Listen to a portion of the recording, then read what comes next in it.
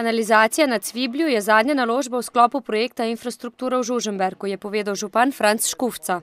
Vreden je približno 80 000 evrov, s tem bomo približno 40 priključkov zagotovili za priključitev na javno kanalizacijsko omrežje.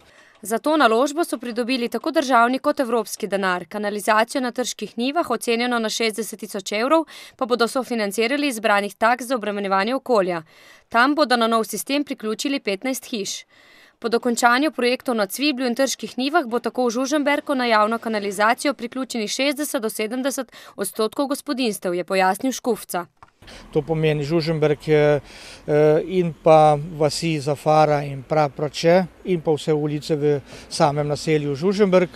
S tem, da je pa tudi že oddan projekt za dodelitev sredstev iz regionalnih spodbud za povezavo iz Dvora v čistilno napravo Žužemberk, ki pa se v teh dneh zaključuje. Tako pričakujejo odločbo o dodelitvi sredstev za to naložbo, ki naj bi jo izvajali v letih 2013 in 2014. Za kanalizacijo Dvor Žužemberk naj bi 500 000 evrov prispevala tako državni kot občinski proračun.